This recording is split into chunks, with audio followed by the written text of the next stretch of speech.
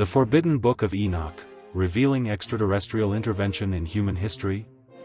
In the vast repository of ancient religious and historical texts, the Bible occupies a central position, shaping Western civilization and profoundly influencing billions worldwide. However, alongside the familiar books widely accepted in the canon, there exist other texts, more mysterious, more controversial, yet bearing narratives capable of shaking our established understanding of the past. One of the most prominent and intriguing of these is the Book of Enoch. The Book of Enoch is a collection of ancient Jewish religious works, traditionally attributed to Enoch himself, the enigmatic figure briefly mentioned in the book of Genesis.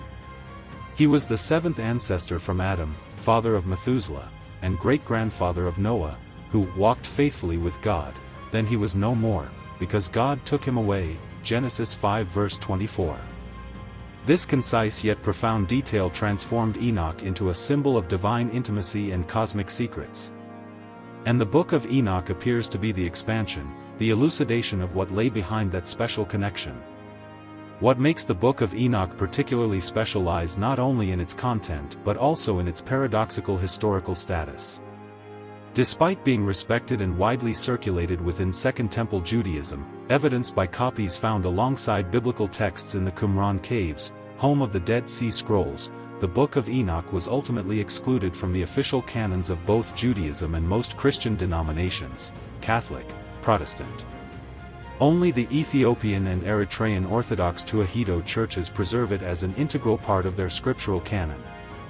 Furthermore, the influence of the Book of Enoch in early Christianity is undeniable, being cited by early church fathers like Tertullian and Origen, and even directly referenced in the New Testament, specifically in the Epistle of Jude. Why was a text with such a rich history and reverence pushed to the margins? Could its contents hold narratives too divergent, too difficult to reconcile with the theological systems and worldview gradually being established? The central thesis of this article is as follows: the Book of Enoch is not merely an ancient religious text filled with prophecies and moral teachings. More significantly, it contains detailed and startling narratives that strongly suggest direct contact and systematic intervention by powerful, non-human entities, beings we might describe today as extraterrestrial, in the early history and development of humankind. We propose that this very otherness, these bold revelations of a populated cosmos where humans were not alone and were influenced by visitors from the stars, may constitute the core reason why the Book of Enoch was excluded from the mainstream, arguably to protect a simpler, more manageable worldview. This article will delve into the astonishing stories within the Book of Enoch, compare them with global mythologies, and analyze the potential reasons behind its intriguing disappearance from the Bible known to most today. Let us embark on a journey to decode the forgotten secrets hidden within the pages of this ancient text. The Watchers and Intervention from the Heavens. Following the introduction to the unique and controversial status of the Book of Enoch, we now delve into the specific contents that have rendered this text so distinct and potentially led to its exclusion from the mainstream canon. One of the most shocking and foundational narratives, setting the stage for many subsequent events in the book, is the story of the Watchers and their deliberate descent to Earth. According to the Book of Enoch, particularly in its first section often called the Book of the Watchers, 1 Enoch chapters 1 to 36, the story begins not on Earth, but in the heavens. A group of 200 divine entities, called Watchers, guardians or observers, looked down upon the Earth from their celestial abode. These entities, within the context of the Book of Enoch, were sons of heaven, a rank of sacred beings. It is crucial to note that the Book of Enoch depicts them not as the commonly imagined obedient angels, but as individuals possessing free will, capable of making decisions, and in this case, a decision that was rebellious and would have profound consequences. Chapter 6 of 1 Enoch details this pivotal event. As humanity multiplied on earth and beautiful daughters were born, the 200 Watchers became captivated by their beauty.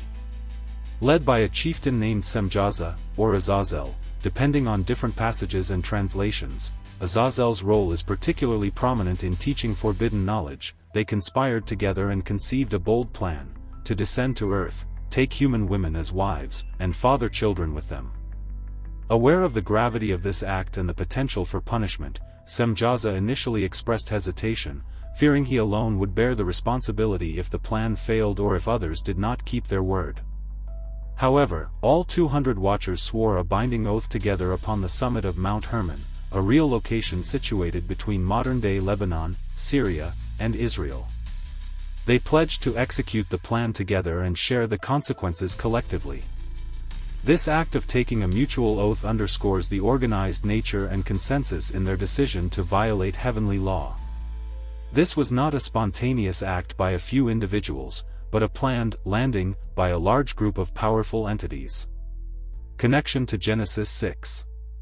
This narrative in the Book of Enoch provides a detailed and dramatic backdrop to the brief and enigmatic passage in the Book of Genesis, chapter 6, verses 1-4, which speaks of the sons of God, Bene Ha-Elohim, seeing that the daughters of humans were beautiful, taking them as wives, and fathering the Nephilim. Many scholars posit that the sons of God in Genesis are precisely the watchers described in the Book of Enoch. While Genesis merely touches upon this event as a prelude to the story of the Great Flood, the Book of Enoch presents it as the root cause of the corruption that spread across the earth, necessitating a global purification. The term watchers itself suggests their original role might have been one of observation or guardianship over humanity from afar, a role they abandoned for direct intervention and the satisfaction of personal desires. Intervention through the teaching of forbidden knowledge.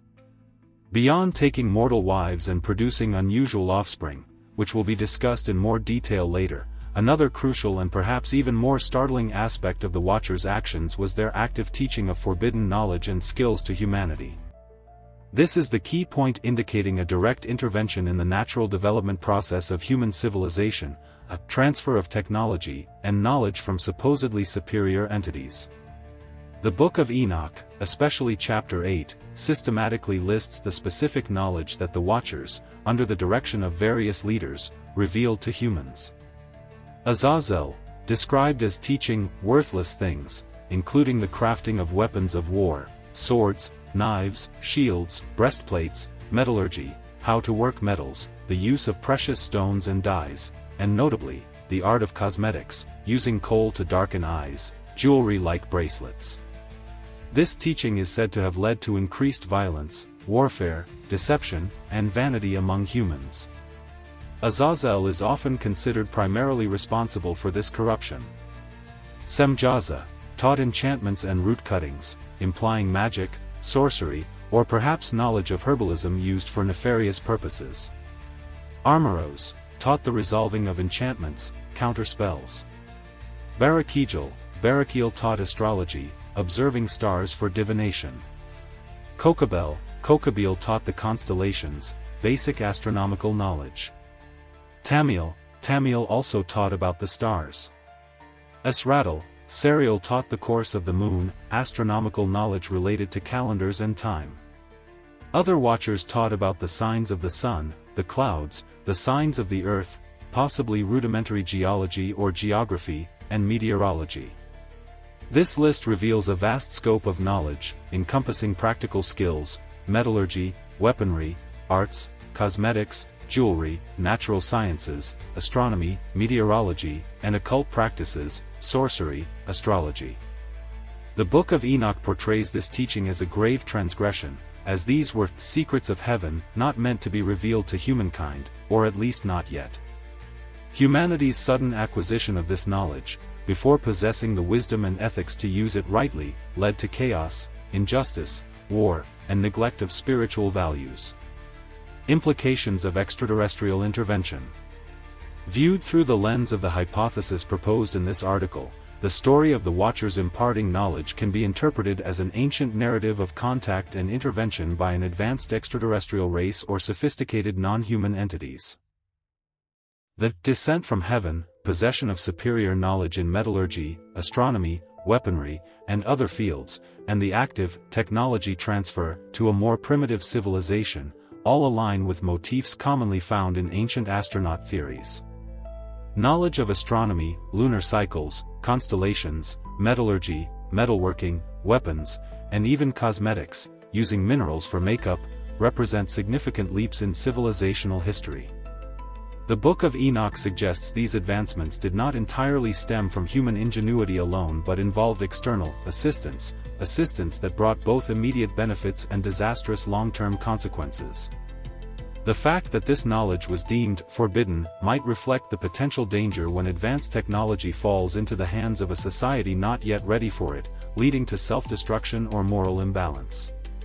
In summary, the first part of the Book of Enoch paints an astonishing picture of a deliberate intervention by 200 powerful entities from the heavens. They not only desired human women but also brought with them and disseminated superior knowledge, skills, and technologies, fundamentally altering human society and sowing the seeds for later corruption. This story, whether interpreted literally or symbolically, raises profound questions about the origins of civilization, the nature of divinity, and the possibility of hidden chapters in our early history, chapters that the Book of Enoch seems to have attempted to record. The unholy hybridization and the generation of giant Nephilim. If the Watchers' teaching of forbidden knowledge was a serious intervention in the world order, their second transgression, fulfilling their oath to take human women as wives, brought even more direct and horrific consequences, both biologically and socially. This was no longer merely an exchange of knowledge, but a physical mingling between the sons of heaven and the daughters of men, an unholy union whose result, according to the Book of Enoch, was the birth of a monstrous race, the giants, also known as the Nephilim. The unholy union and the birth of giants.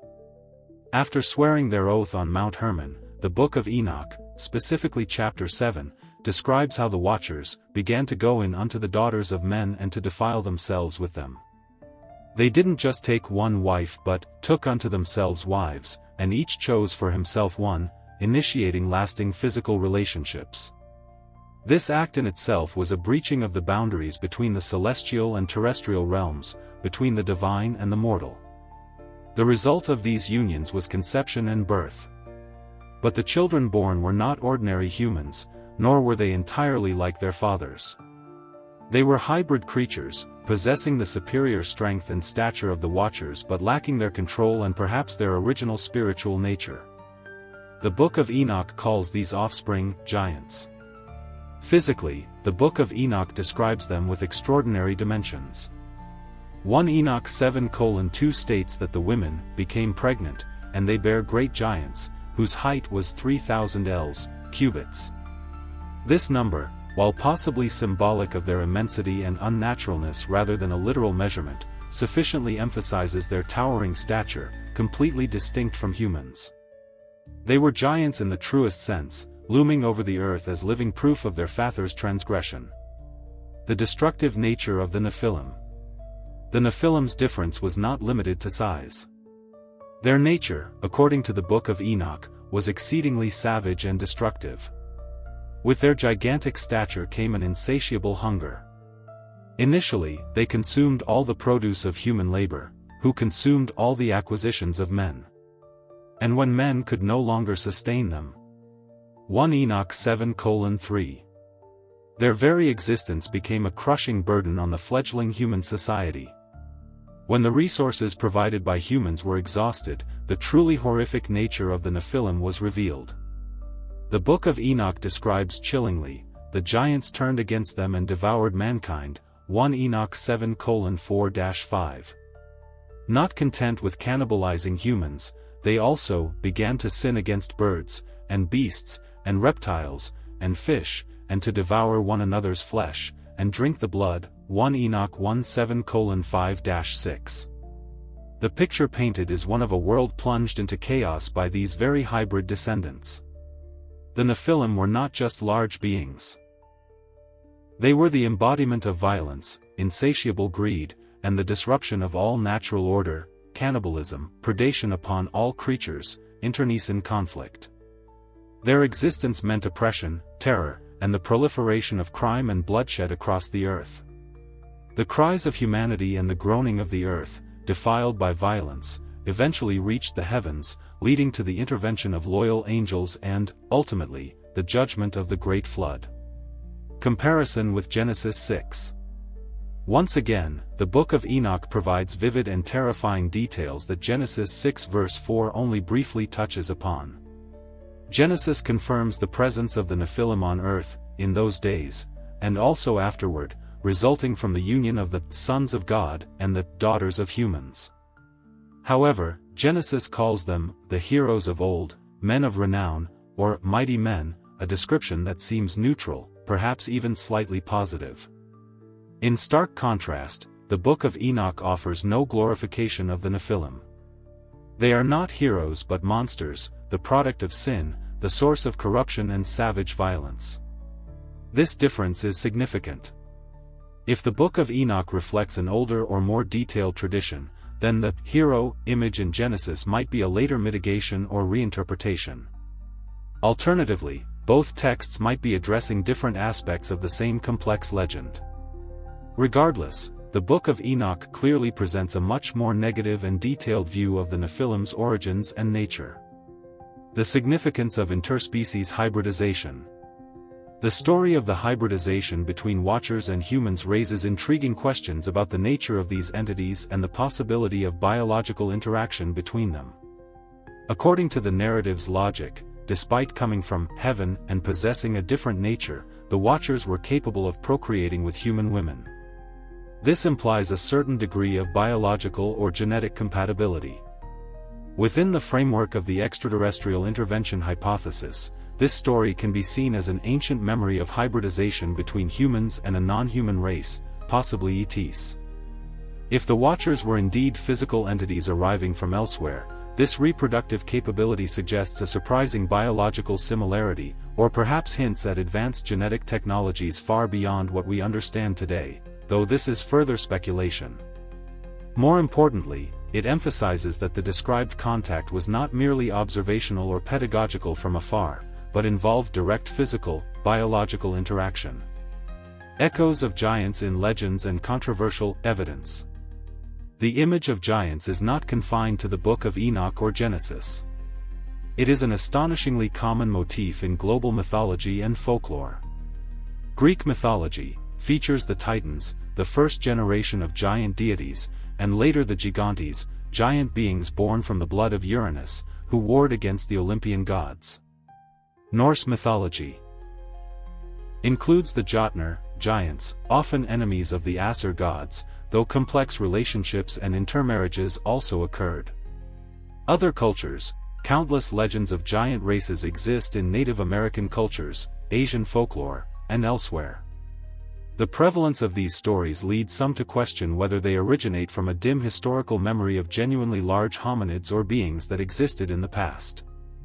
This leads to controversial claims within fringe archaeology regarding the discovery of giant human skeletons.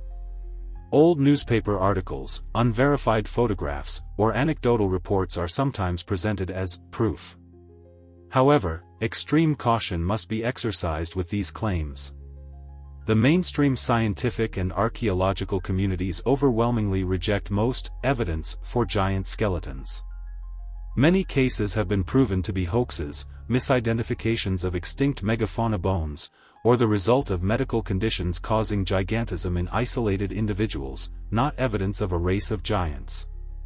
While stories of giant bone discoveries add to the mystique, they cannot be considered reliable scientific proof to confirm the Book of Enoch's narrative literally. The stronger evidence lies in the persistent existence of the story itself and its variations across different cultures. Significance of the hybrid narrative. The story of the Nephilim in the Book of Enoch, however interpreted, carries profound significance. It serves as a warning about the consequences of breaching natural or sacred boundaries, about the dangers of unchecked power and lust. The Nephilim are the physical embodiment of the corruption spreading across the earth, the direct reason leading to the decision to cleanse the world with the flood. In the context of this article, the hybridization narrative provides some of the strongest textual support for the idea of direct, physical, biological interaction between early humans and powerful, non-human entities. It goes far beyond gods or angels intervening remotely, depicting a mingling of bloodlines, a biological event with world-altering consequences. It is precisely this specific and shocking nature of the story that might be a key factor contributing to the Book of Enoch being deemed too aberrant compared to the narratives accepted in the mainstream canon. cosmic journeys and advanced astronomical knowledge. Beyond the stories of the Watcher's direct intervention in human life and biology on Earth, the Book of Enoch opens up another dimension, marvelous and perhaps even more astounding, the journeys of Enoch himself to the celestial realms and his reception of detailed cosmological and astronomical knowledge, far exceeding the common understanding of his time. This part of the Book of Enoch not only elevates the status of the figure Enoch but also provides stronger suggestions of the existence of, and interaction with, entities possessing superior knowledge and capabilities. Journeys beyond the Earth. The Book of Enoch describes not just one, but multiple journeys or visions that took Enoch beyond the confines of the terrestrial world. In various sections of the book, particularly the Book of the Watchers, and the Book of Parables, 1 Enoch chapters 37 to 71, Enoch recounts being caught up or lifted from the earth by angels, traveling through different heavenly spheres, often 7 or 10, depending on the tradition, and witnessing extraordinary sights. He describes seeing the storehouses of natural elements like snow, dew, and wind, the places of punishment for fallen angels and the spirits of the dead, the dwelling places of the righteous, and ultimately, being granted an audience before the glorious throne of God itself, surrounded by radiant angelic beings like the seraphim, cherubim, and Ophanim. These descriptions are often rich in symbolic and theological imagery, but they underscore a core idea: Enoch was granted the privilege of directly experiencing realities beyond the ordinary physical world. The true nature of these journeys remains an open question. Were they physical voyages undertaken by some means? Or were they astral projections, profound spiritual visions, or symbolic allegories? The text itself often doesn't make clear distinctions, and perhaps for ancient authors and readers, the boundaries between these forms of experience were less rigid than in modern conception. What is crucial, however, is the Book of Enoch's assertion that Enoch saw and was taught things far beyond the grasp of ordinary humans on Earth, through the guidance of transcendent entities. Uriel and the role of astronomical guide. In these journeys and receptions of knowledge, angels serve as guides and interpreters.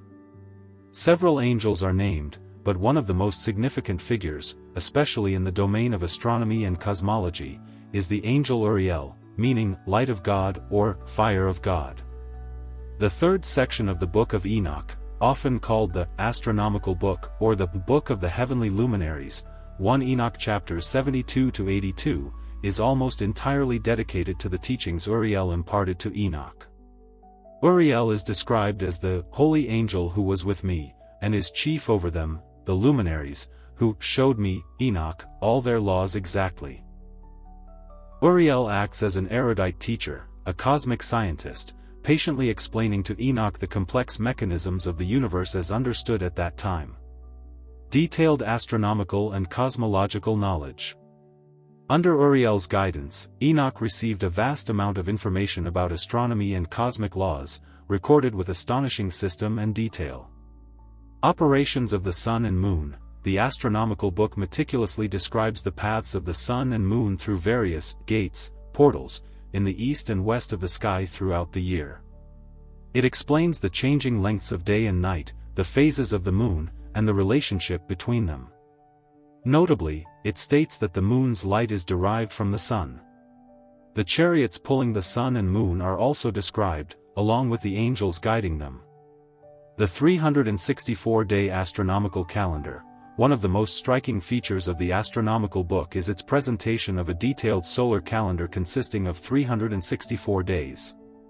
This calendar is divided into 4 quarters, each with 91 days, 13 weeks, forming a perfect year whose number of days is divisible by 7. This calendar differs markedly from the lunar or lunisolar calendars prevalent in Judaism and other Middle Eastern cultures at the time. The emphasis on a precise solar calendar, purportedly revealed by an angel, is highly significant, and potentially related to the Qumran community, where copies of Enoch were found, who are also thought to have followed a similar solar calendar. The stars and constellations. The book also discusses the laws governing the movements of the stars, their divisions, and their role in determining time and seasons. Winds, portals, and meteorological phenomena. Uriel explains to Enoch the system of 12 portals in the heavens through which weather phenomena and celestial bodies emerge and enter. He describes the main wind directions, the storehouses for dew, rain, frost, and how they are regulated.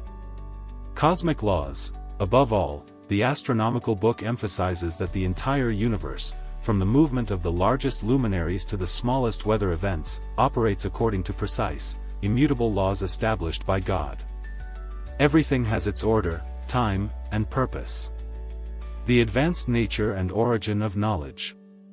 What makes this knowledge noteworthy is not just its scope, but the level of detail and systematic presentation. Although the cosmology described in Enoch is still geocentric, earth-centered, with mythological elements, heavenly gates, solar chariots, the way it describes laws, cycles, and calendar calculations demonstrates a significant effort to systematize and quantify astronomical observations. Compared to many other mythological cosmologies of the time or earlier, the model in Enoch appears more mechanical and detailed.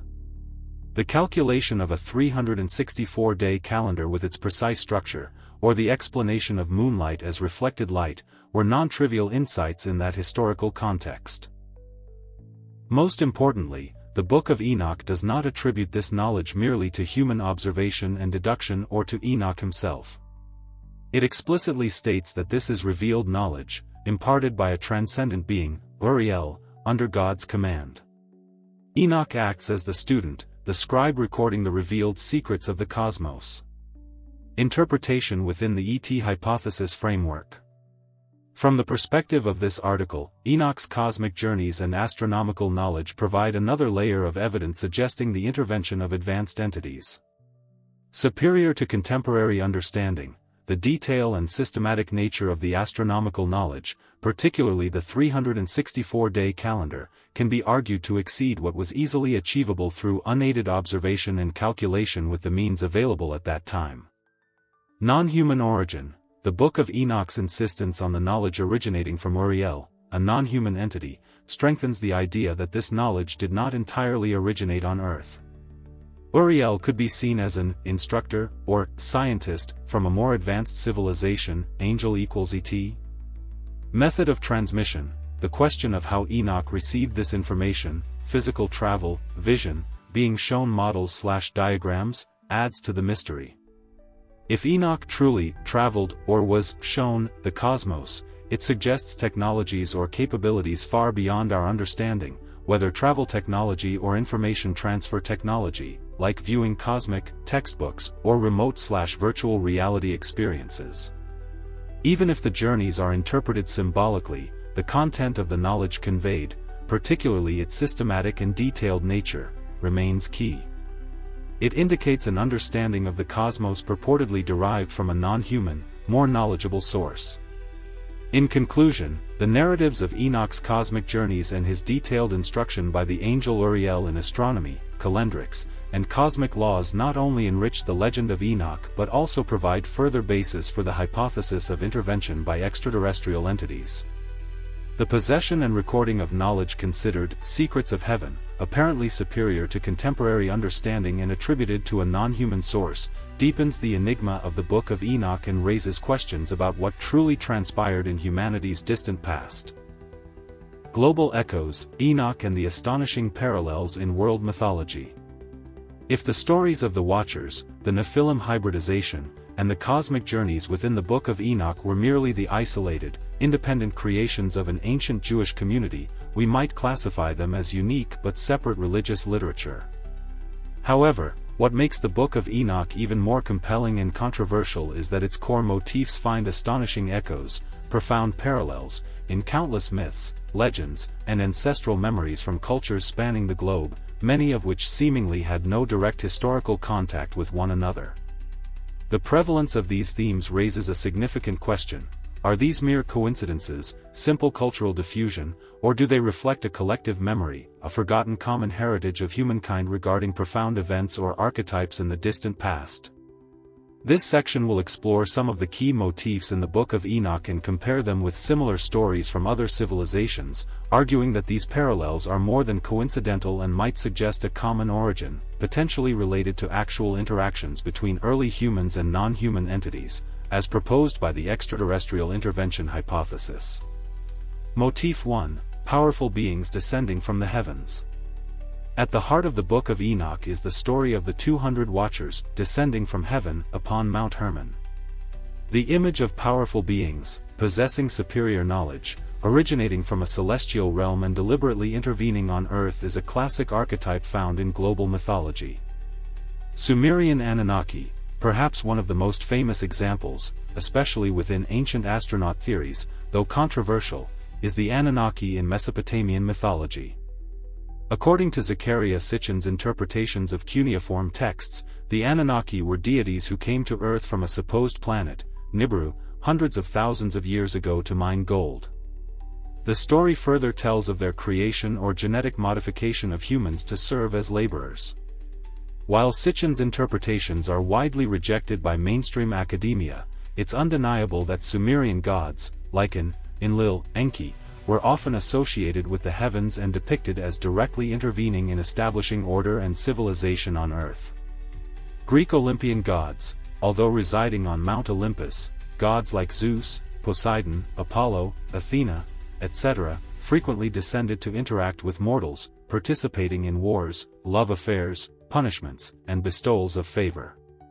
The image of Zeus hurling thunderbolts from the sky or Hermes flying with winged sandals symbolizes the connection and intervention from the world above. Egyptian god Ra, the supreme sun god Ra, was depicted traveling across the sky daily in his solar bark. During Zep Tepi, the first time, the gods were believed to have ruled Egypt directly, establishing the laws and foundations of the kingdom.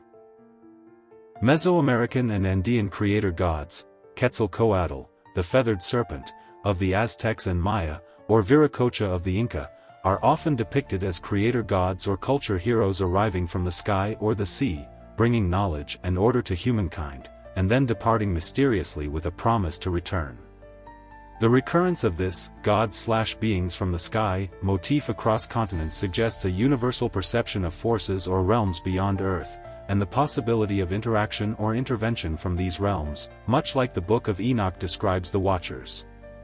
Motif 2: Hybridization and the generation of demigods/giants. The Watchers taking human wives and fathering the giant Nephilim is also not a unique concept. Greek demigods. Greek mythology is replete with stories of gods, especially Zeus, fathering children with mortals. The result was the birth of demigods, figures possessing extraordinary strength, abilities, or destinies, bridging the divine and mortal worlds. Hercules, son of Zeus and Alcmene, Perseus, Zeus and Danae, Achilles, goddess Thetis and King Peleus, are prime examples, often playing central roles in epics and tragedies.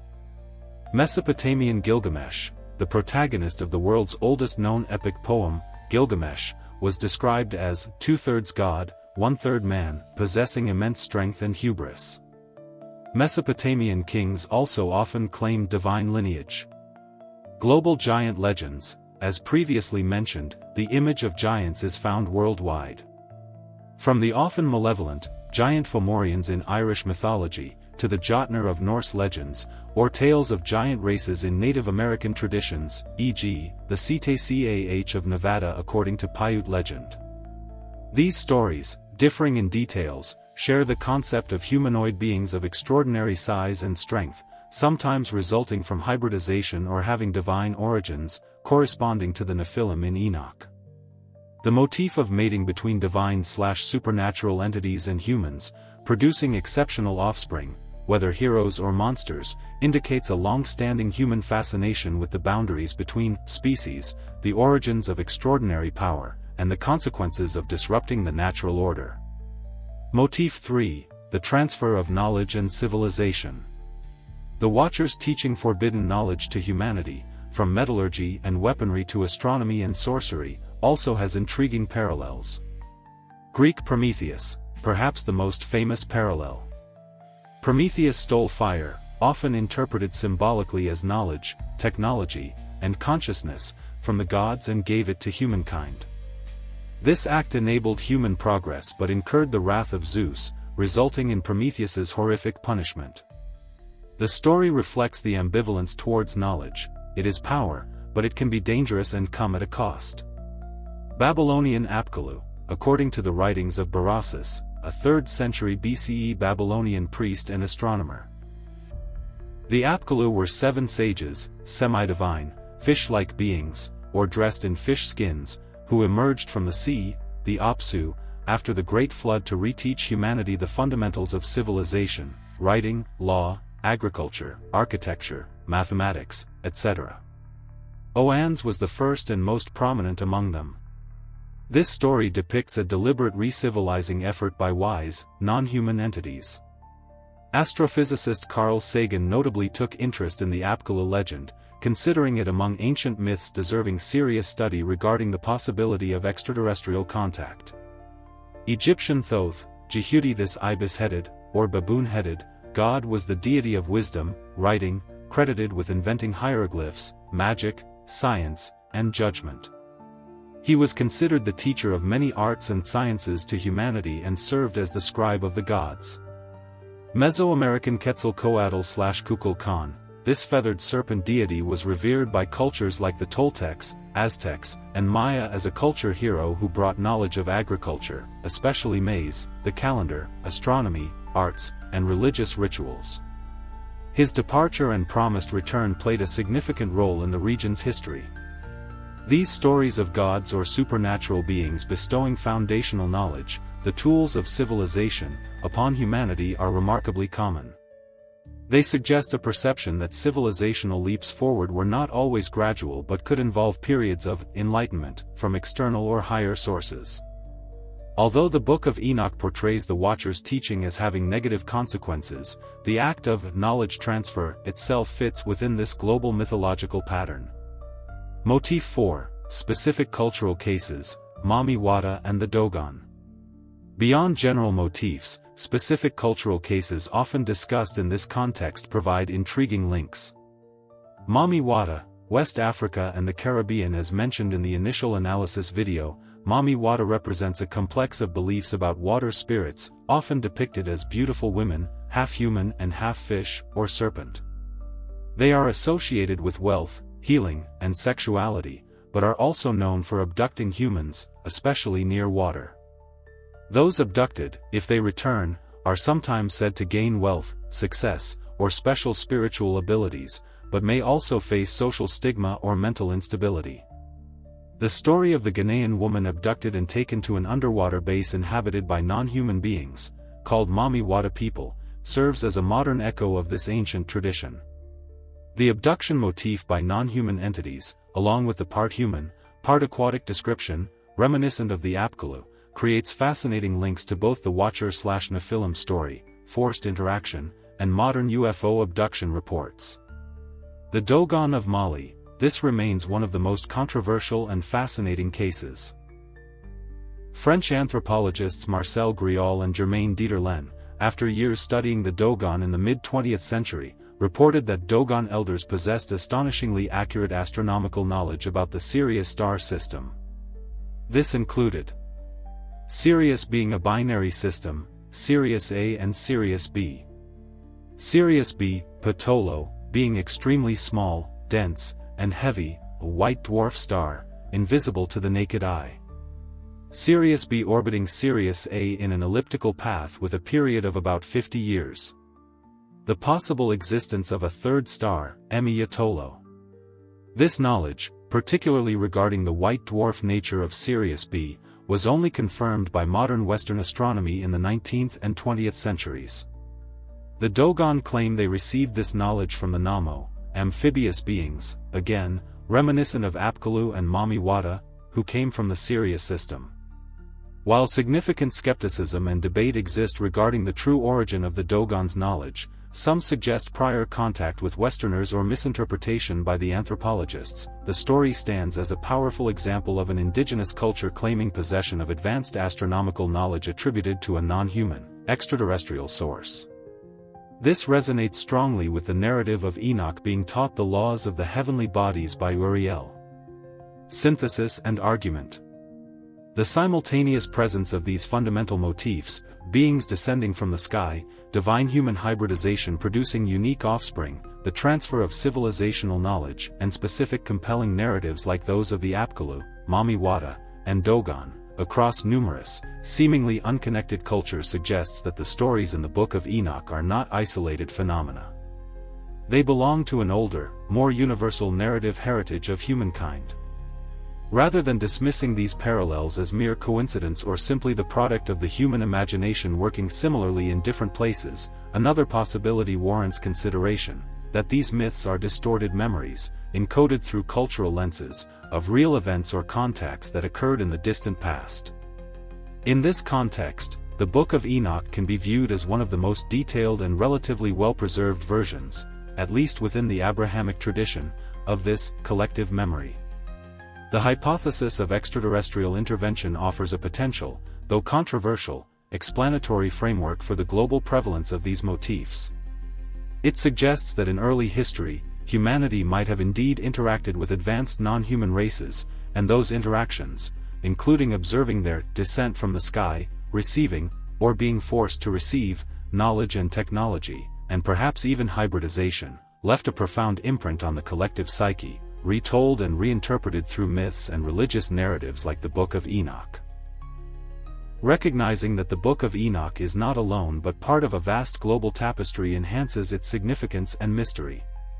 It also reinforces the question of why a text containing such ancient and universal echoes was ultimately removed from the mainstream historical narrative.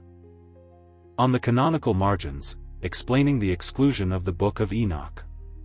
One of the most vexing and fascinating questions surrounding the Book of Enoch is why a text that was once significantly influential, found alongside biblical scrolls at Qumran, quoted in the New Testament and by early church fathers, and still considered canonical by the Ethiopian Church, was ultimately excluded by the majority of Jewish and Christian communities.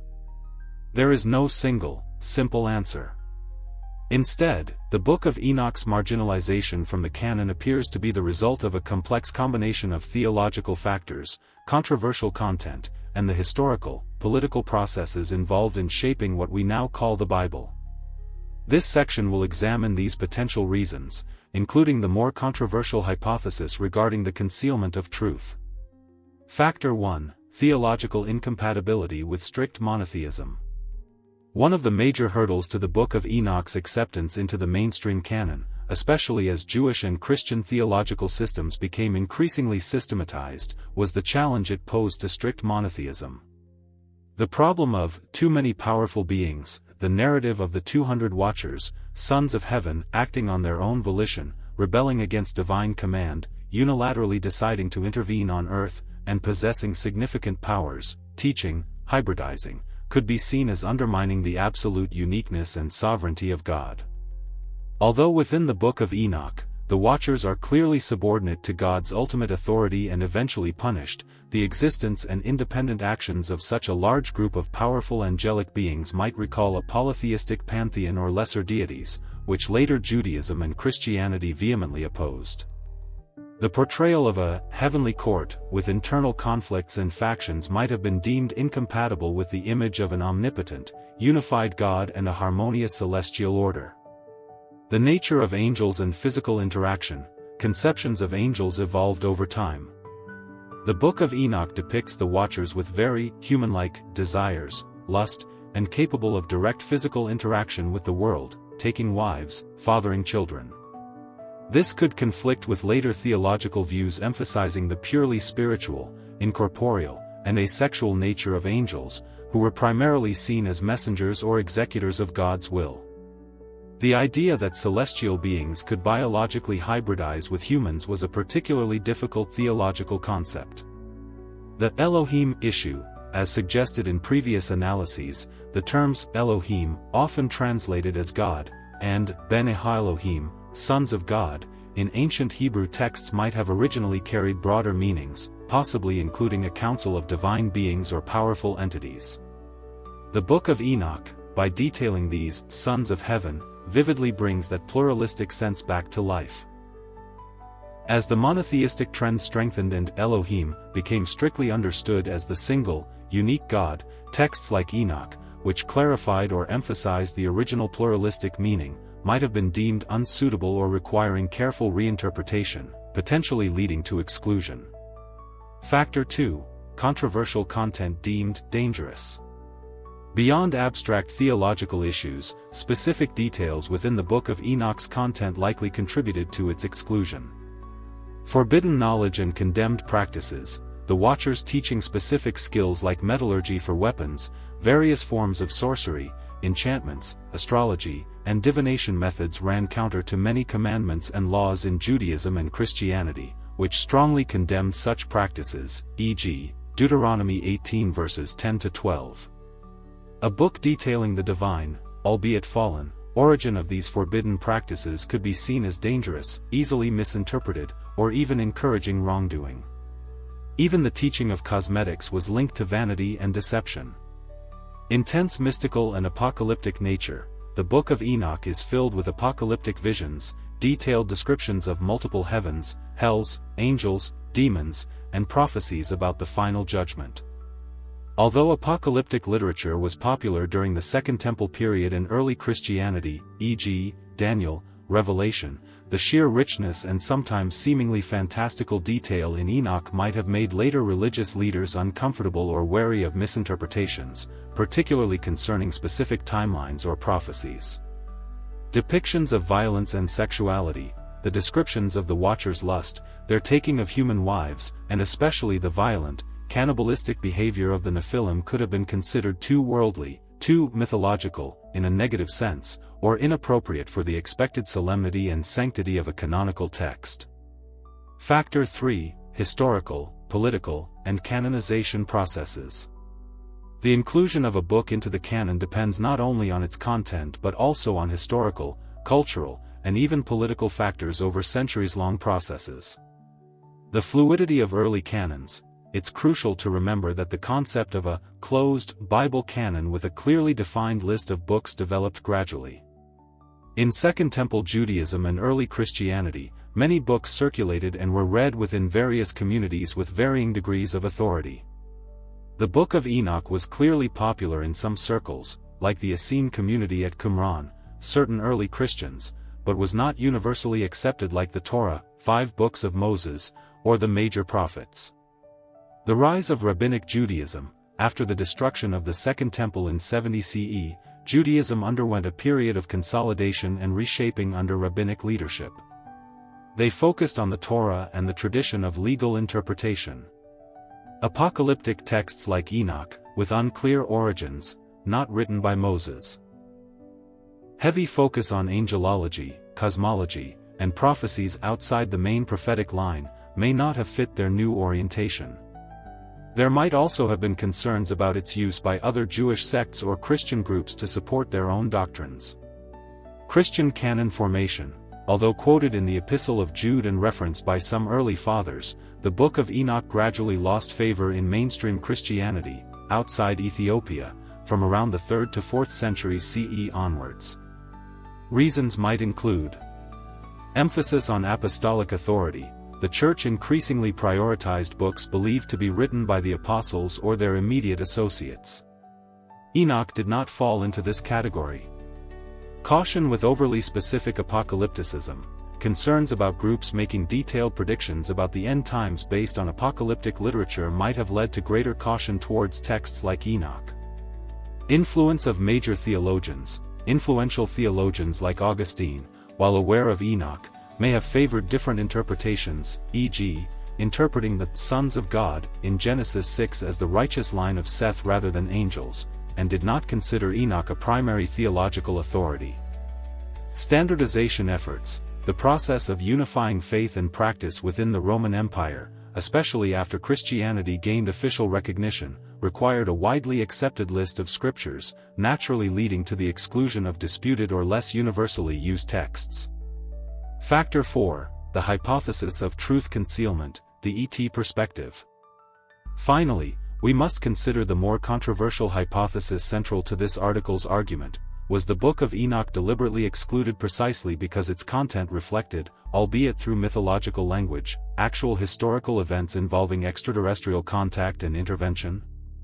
Threat to established narratives. According to this hypothesis, acknowledging the Watchers as potentially physical ETs, their hybridization with humans, challenging narratives of unique human creation in God's image, and their role in knowledge transfer, implying civilization didn't arise solely from human effort or divine grace as conventionally understood, would fundamentally undermine the foundations of established religious and historical paradigms. Maintaining control. Accepting such a history would open countless complex and potentially destabilizing questions about humanity's place in the cosmos, the nature of divinity, and our true history. Religious and political authorities might have deemed it necessary to exclude or marginalize texts like Enoch to maintain control over the historical narrative, simplify theology, reinforce human centrality, and avoid the profoundly unsettling implications of acknowledging a wider, cosmic family, or past ET interference. This aligns with the idea of monotheistic edits attempting to obscure the role of other entities in the Bible. Speculative nature. It must be stressed that this is an interpretive hypothesis, predicated on accepting the premise of past ET existence and intervention. There is no direct historical proof that Enoch was suppressed for this specific reason. However, this hypothesis offers a potential explanation for why the content deemed theologically problematic or controversial, as discussed in the factors above, was considered so deeply problematic as to warrant exclusion. It suggests the incompatibility stemmed from its proximity to a suppressed truth about non-human influences. Conclusion on exclusion. Clearly, no single reason fully explains the Book of Enoch's exclusion from most canons.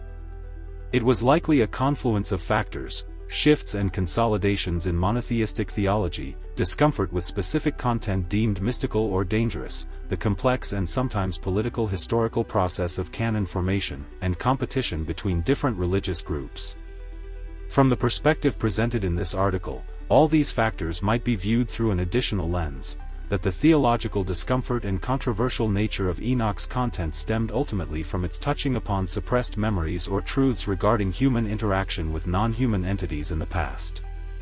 Whatever the true reasons, Enoch's exclusion does not negate its historical value as an important ancient text, nor does it diminish the allure of its extraordinary narratives and the profound questions it raises about our history and place in the universe. Conclusion: echoes of the past or a key to the future? As we have explored throughout this essay, the Book of Enoch emerges as not merely a forgotten ancient Jewish text or a purely religious work. It is a complex, multi-layered document containing extraordinary and challenging narratives. From the startling account of the 200 Watchers descending from heaven, their unholy hybridization with human women producing the giant and violent Nephilim generation, to the detailed descriptions of Enoch's cosmic journeys and his reception of advanced astronomical and calendrical knowledge from the angel Uriel, the Book of Enoch paints a picture of humanity's early past starkly different from widely accepted accounts. Furthermore, the fact that these core motifs, entities descending from the sky, divine human hybridization, the transfer of civilizational knowledge, the existence of giants, find powerful echoes in myriad myths and legends across the globe, from Sumer, Greece, and Egypt to the Americas and Africa, adds further weight and mystery to the stories told within Enoch. This universal resonance, combined with the complex history of the Book of Enoch's exclusion from most biblical canons, a process involving theological factors, controversial content, and historical and political dynamics, lays the groundwork for a bolder interpretive hypothesis.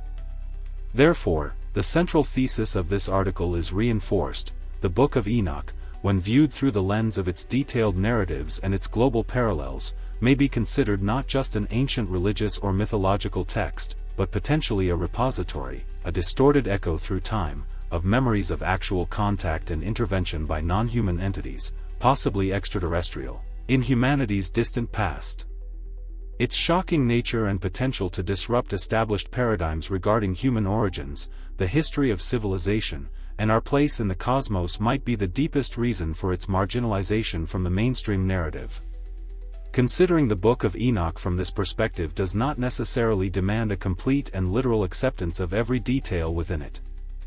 Mythological elements, symbolism, and cultural interpretation undoubtedly play significant roles in how these memories or events were recorded and transmitted. However, this approach compels us to ask fundamental and important questions. Is the history we are taught truly complete and accurate? Are there missing chapters, concealed truths, or misinterpreted accounts within the ancient texts and myths we often skim over or dismiss as mere products of imagination? Do we dare to re-examine humanity's ancient heritage with a more open mind, willing to consider possibilities that lie outside conventional frameworks? Reconsidering the Book of Enoch and similar myths is not about negating traditional historical or religious explanations, but potentially adding another layer of interpretation, a new perspective that might help illuminate persistent mysteries about leaps in civilization, the surprisingly advanced astronomical knowledge of ancient peoples, or the origins of universal fear and reverence towards gods from the sky. Perhaps the secrets encoded within the Book of Enoch and related legends speak not only of the past. They might hold profound insights into the nature of consciousness, the potential existence of other life and civilizations beyond Earth, and ultimately, humanity's true place in a cosmos far vaster and more mysterious than we have often imagined. Rediscovering the Book of Enoch is not just about excavating an ancient text, it might be about opening a door to better understand ourselves and the universe of which we are a part. The remaining question is, are we ready to listen to what these ancient echoes are trying to tell us?